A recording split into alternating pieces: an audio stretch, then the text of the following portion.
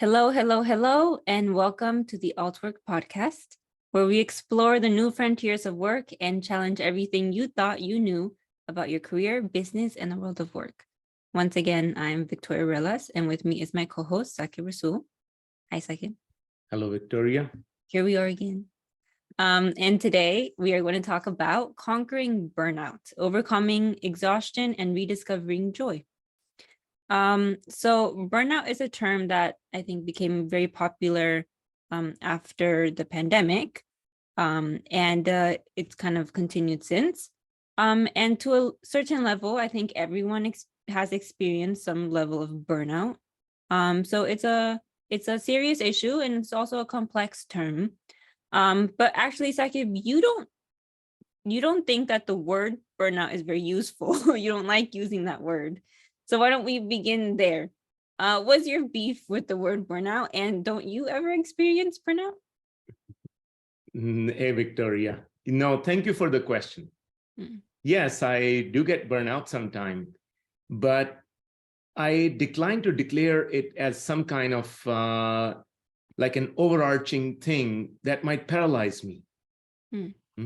I think that when we say we burnt out, an image of like a log of wood comes to mind that burns out and becomes charcoal. And there's not a damn thing you can do about it. So when we say we burn out, that language and the word itself can trap us. It can put us into this mood in which we consider ourselves like a burned out wood. And it doesn't help us. So when we say we're burned out, we need to investigate, in my opinion, more carefully what we are saying about ourselves and others. We need to investigate that more carefully. We need to investigate and see, okay, what's really going on here? Okay, that makes sense. Instead of seeing it as like a irreversible thing that is just, you turn into ashes, but actually investigate, what's really going on when we say we're burnt out. So let's begin. What's the first dimension of burnout, you'd say? Sure. So first things first, we are biological beings. We have a body.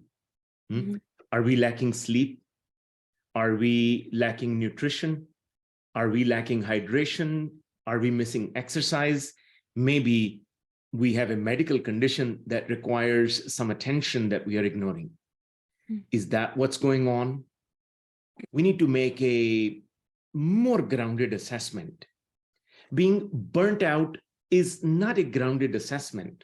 It is a general complaint and kind of like a declaration of state in which we really need to peel away, break away, take a vacation, come back, so then burn out again, and then peel away, and the cycle repeats. So like an addict, we go through the cycles of being on it, off it, on it, off it, again and again. Many of our friends that are listening to this, watching this, can identify with this burnout cycle. Victoria, there's a danger in that.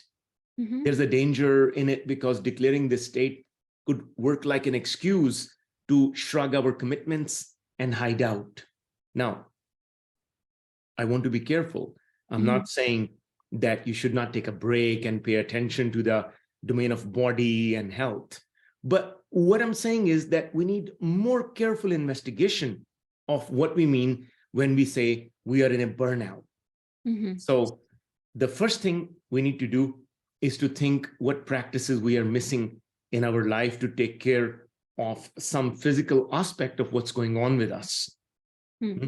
There is no such thing as working too much or too little. We need to do the work that we need to do to take care of what we are committed to take care of. Simple as that. But there is such a thing as not taking proper rest, not taking proper sleep, not engaging in conversations with your friends and family, not taking time to, say, listen to music and meditate and relax, and ignoring your medical conditions. All that leads to physical and mental exhaustion. Okay. if any or all of those things are going on, we need to make some grounded assessment about what we need to do to take care of the body and our mood. Yeah. So before, declaring we are burned out and totally peeling away from an important piece of work that we are committed to do and doing some damage to our career, our work, our customers, our partners, people that are depending on us, relying on us, and declaring ourselves like a charcoal burnt out, we need to take a moment and reflect about the state of our body, state of our health and our moods, and see what needs to be done to take care of it. We need to address that. Number one. Okay, that's one whole dimension of the thing. And that's an important dimension of the thing, not like a light thing, because when your body is doing well, so are you in every aspect of your life. So, and also because our moods are very connected to our physical state. And I can experience that just myself, that I know that when I work, but then when I eat properly on time, I talk to my mom and my friends, I go out for a walk every day, it kind of just recontextualizes my life and my work, and in a way, all those things kind of refresh me. And those are my first line of defense against burnout. So that's a very important part. But then what's the second dimension of burnout? Yeah, the second dimension of burnout, I believe often when people say they're burnt out, they're also dealing with some kind of emotional exhaustion. Yeah. So let's investigate that for a moment. Yeah. So we could say that the second dimension of this matter is that if we are dealing with a situation where there is an ongoing emotional abuse happening, and you're playing either knowingly or unknowingly a role in that game, like someone bullies you, and instead of confronting the situation, you practice silent resentment and gossip, or maybe just silently suffering, then you're going to have a cost that is going to show up like a burnout. In this case, it is very important that you build some courage to speak up and interrupt the situation and own your own participation in it, in whatever way you may have been participating, that you give up commitment to being resentful and being resigned and investigate what needs to be done to change the situation. We talked about this, you might recall, Victoria, in the last conversation about kill being nice, right? Yeah. That's why it's so important to stop torturing yourself and allow yourself to be tortured and kill being nice. If you're suffering from abuse, if you're suffering from some inauthentic behavior, yours or others, and it is having a psychological drain on you, you need to address that. You need to do something about it. Just peeling away and returning to the same environment, or just hopping from environment to environment without learning how to deal with this kind of behavior, either in you or from others, and learning to deal with it, without learning to deal with it, it will not fix the situation for you. Yeah. Okay, that's the second thing. Yeah, and we're going on a roll here, but these are really these are topics in themselves. Like we could do a whole podcast about the second dimension, because it's not easy, to if at work you're dealing with some emotional abuse. But you're right. In our last podcast episode, Kill Being Nice, I think could possibly help. And maybe we could do another related topic in the future in the podcast. But I see that. So not only do we need to care about our bodies, but also in our minds, but we also need to not tolerate bullshit at work and take abuse, and in quotation marks, kill being nice, right? Yeah, like the cost of silent suffering, silent resentment, sometimes you gossip, and that corrupts the culture, that corrupts your ability to work with other people. All of that actually has an emotional cost. Yeah. And you're right. Maybe we should expand on that in another conversation. Yeah, because no matter how much you take care of yourself and your body, if you're going to work and you're taking emotional abuse, it will lead to emotional exhaustion and to burnout, Yeah. Okay. So what's the third kind of burnout? Because these two seem like pretty big ones. Mhm. What's another dimension of it? There could be also a kind of existential burnout in which you suffer from a lack of meaning in your work. That can happen both in situations where you're constantly not generating results or generating some results, but not satisfied with the whole situation. When you're constantly failing, but not generating results, you could be exhausting yourself. So some mentoring, some coaching about that situation to help you reframe what you're up to, it will be useful. But in certain cases, it can also happen if you're generating results, at least maybe some financial results and so on and so forth, but you don't find meaning in that work. Yeah. It doesn't really matter much to you at the end of the day, other than getting some financial results, and you don't have meaningful relationship with people that you work with, and you don't find spiritual nourishment in your work, you will have what I call a kind of existential burnout. And that's big. And I think a lot of my friends and my generation are maybe dealing with this burnout of like lack of meaning in our work. But can you explain more what you mean by spiritual nourishment at work? I think is what you said. Because I think most people see work and spirituality or nourishment as like two separate things. Right? Right. Yeah, I think that has been one of the greatest tragedy of modern human being. We have separated our deep nourishment that we have the possibility to get from our work. We have taken our spirituality and put it into what we can say religious boxes. Take a look.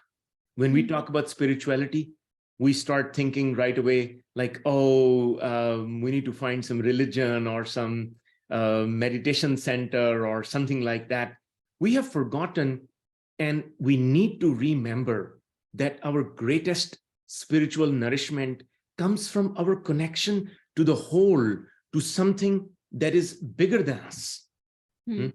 When we are working to serve others, to serve some community, change some condition for some people with our work, we serve the whole, something bigger than us and our personal needs that's day to day.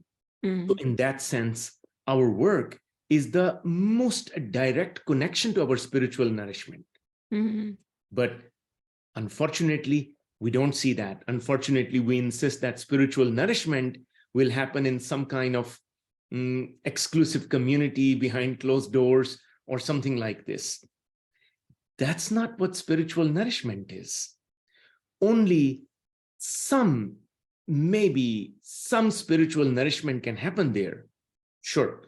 There might be some benefit of being with the community and engagement and thinking about your connection with the mystery of the universe that's beyond us. But truly deep, profound spiritual nourishment, I believe, comes from seeing your work as a contribution to the whole that is your greatest connection with something that's bigger than you. And I believe if you're missing that, you're going to have some kind of an existential dread. You're going to be constantly feeling that there is more in you than you're giving out to others. If you have that feeling, then you need to investigate that. Maybe listen to some of the conversations we are having about designing your career and creating meaning and creating satisfaction in your work and becoming a being of service to others that could heal and recover this existential burnout. Does that make sense? Yeah, makes lots of sense. Yes, it does. Yeah. So to kind of go back a little bit, first we said physical burnout, right? That if you are lacking practices, that could lead to like the first dimension of burnout, that you're just like physically burnt out, right? Second dimension, we said was like emotional burnout. If you're dealing with like emotional abuse at work, that will definitely lead to burnout. And then now we're just saying the existential burnout. If there is no meaning in your work, if there is no spiritual nourishment in your work, you will dread going to work every single day. And, you know, putting in the hard work and that extra time will seem like you're not really, you don't know why you're doing what you're doing, why you're putting in so much hard work.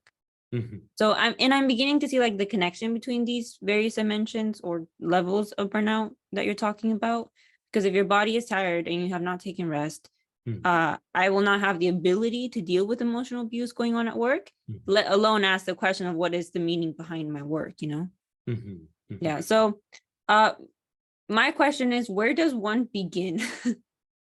And also, is there a last level of burnout? Did I?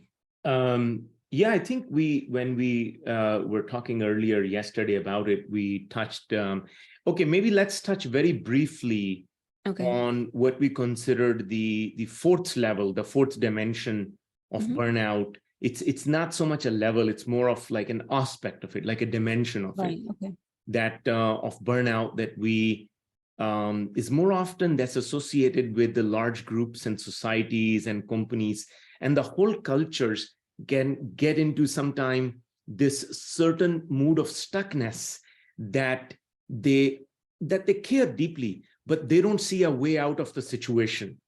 And that can begin to look like a resignation about anything new that might be possible. Then the whole culture or the company or the family or a group can get into this mood that we are exhausted, we're burnt out. People look at each other and talk to each other and say to each other, we're exhausted, right? And people respond back by saying, yeah, that's right, we are exhausted. And whether they are actually physically exhausted or mentally exhausted or not, they begin to have the experience of overall exhaustion.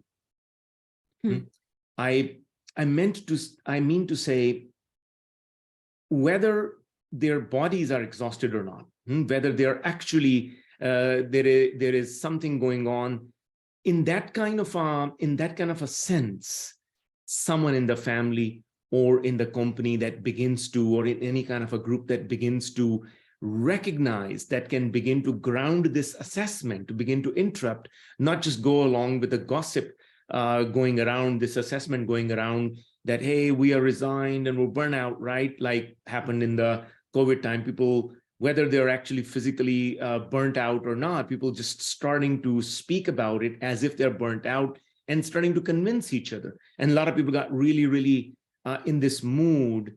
Then when somebody recognizes this, then they can begin to perturb this, and then really need to see that what needs to be done to escape from this this kind of like a societal trap or a group-wide trap that the whole group and family have gotten into, and reintroduce some new practices, or what we call the poetry of living together.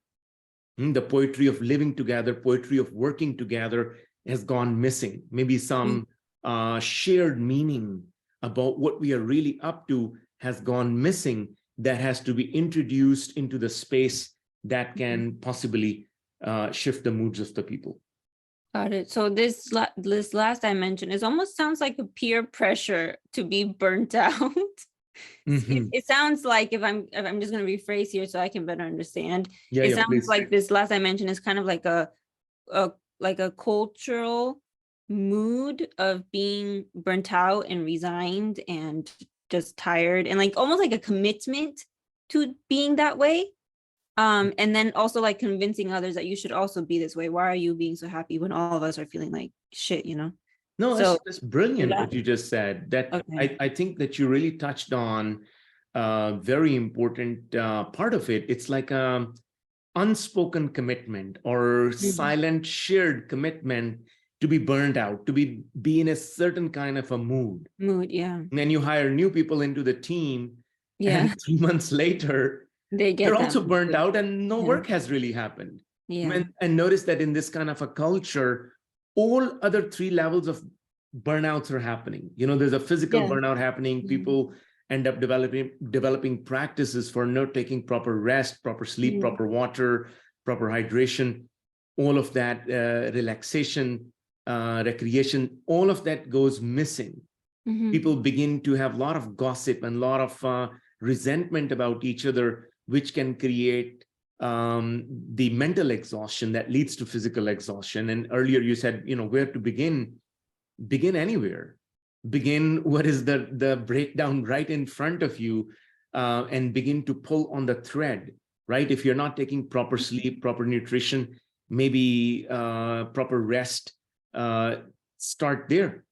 Start by creating practices and habits and invite others to join you.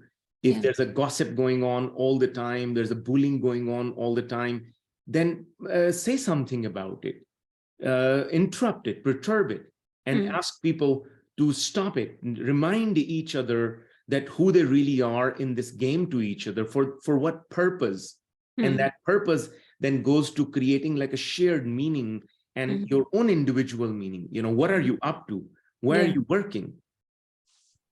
I think that's a really important question. And I think this question serves as like a step, a good grounding to go on to and ask more questions about, whether you need practices and whatever, is that when you know why you are doing what you're doing, when you have meaning for your work, I think everything else becomes a lot easier.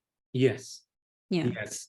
And I think what you said about, I just want to highlight third time, maybe because it's so the insight you just had right here in this conversation, that there's like a silent commitment going on that no one wants to challenge, that no one wants to perturb.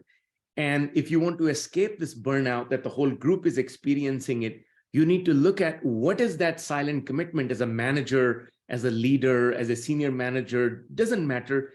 If you're responsible for taking care of other people and you also want growth in your own career, you want a growth in your own responsibility and leadership, then you need to recognize this silent suffering that goes on, that everybody agrees that it needs to be there, but it doesn't need to be there. And we invite you to say something and do something about it. Yeah. And while you were talking, another idea came to my mind, that why dealing with burnout can be so difficult, even though we have these 4 dimensions that we just gave you and you can use them, is that I think sometimes people deal with it very alone, or they feel like they're alone in dealing with it. Like they feel like, I mean, it's easy to say just, exercise and go to sleep on time and eat well. But I experience myself that it's hard because you get so you can get overwhelmed at work, or I get sometimes when, it's a very hard day, I get really overwhelmed. And then afterwards, I just feel like doing nothing. I just want to look at my phone and not talk to anybody. I don't have the mental or emotional space to be able to talk with someone, and I just don't want to do anything. And then I get too tired to eat, and then I don't really want to go out and exercise. Just don't feel like doing anything, But having people reminds me, I have a friend and we just have a mutual commitment that every single day at this time, we're going to go for a walk. And it just helps because now I'm not alone in doing it anymore. I'm doing it with someone else, It's a shared commitment. So very good. I think shared practices and shared practices shared commitments is kind of the bridge out of this burnout will into maybe some kind of I don't know what is the new town we can name, but that's not burned out, that's lit up, huh? Maybe we can say lit up will, where you're lit up with possibility. And remember the meaning of it all, right? For the sake of what you're doing, why you're working. If your reason for working is just as some kind of transactional, I get paid, so I work, that's it. Quickly, meaning can go missing in that work, and you don't find not enough. The motivation, you don't find the commitment to, or you don't fulfill that commitment to go for a walk or go to sleep on time because you have next day to go being of service for something else. So I think that's going to work only because you're getting paid is never enough of a meaning to it's bound to create a burnout. Yeah, Right. bound to. So, I mean, what do you suggest people do instead? I think talk with each other. If first step is, if you're experiencing a burnout, don't suffer silently and Yeah. don't simply plan to just peel away. Yeah. Is begin to talk about it, begin to investigate. If you Mm-hmm. have this gross, grand assessment that I'm burned out, you want to ground that assessment a little bit. You want to identify, am I physically burned out? Is there like an emotional drain going on? Is there a lack of meaning going on? Is my group trapped into some kind of shared commitment, like you said, silent commitment Mm-hmm. to suffering going on? And make some assessments, make some opinions. It's not like a truth you need to discover, but you need to at least reflect upon that opinion a little more Yeah. carefully. Yeah. And then there is no shortage of resources these days. Take Yeah. the next steps, talk to your colleagues, talk to your loved ones, talk to us, comment here, ask us Yeah. for help, and we would be delighted to give you some assessment. If Yeah. we could help you through this comment section or whatever that might be, depending on where this talk might end up. So, but would be delighted to help you. And you're going to find that there's no shortage of resources around you. Once you begin to ask for help for something like this, you're going to get help. So my only thing is, before you make this big, you suffer, and then suddenly you blow up, or you suffer silently, and then suddenly you leave the place and go to the next place, thinking that by keep moving teams or keep moving places, this burnout will get better. Abandon that strategy, because that's not what's going to work. Yeah. Don't run away from whatever you're dealing with. But, and this this exploration requires courage, because it requires for a person to ask serious questions about what's going on. Why am I, like, what are my conditions of satisfaction? What do I want? What do I want to do? What will satisfy me? What will fulfill me? Those are hard questions. They're not easy questions. Those are hard questions, but courage doesn't come from lack of fear. Courage actually comes from your care for your future, right? For your future, for future of others, for your shared future with each other, for the sake of that. So you don't suffer in the future. Yeah. Then that actually perturbs you, motivates you to take action now, as uncomfortable as some action may be. Yeah. As uncomfortable as the conversation might be. Yeah. All right. Okay. I think we're done. Anything else you'd like to say or ask? Or I think we're complete for now. I don't know if we're done. I think it's a good opening. I think we have begun. Maybe we have begun talking about this. Is a big topic. So today is our first treatment of this topic. So let's see what our listeners have to say, and then we will determine what we do going in the future about this topic. Yep, sounds good. So thank you. And with that, we will conclude episode 8 of the All Work podcast, Conquering Burnout, Overcoming Exhaustion and Rediscovering Joy. Thank you, Sakya, for sharing your expertise and insights. I hope the people are listening found this helpful. And if you like what we had to say today, make sure to tune in next time for more alt work conversations. I'm Victoria Relas, and this has been the Alt Work podcast. Thank you. Thank you, Victoria.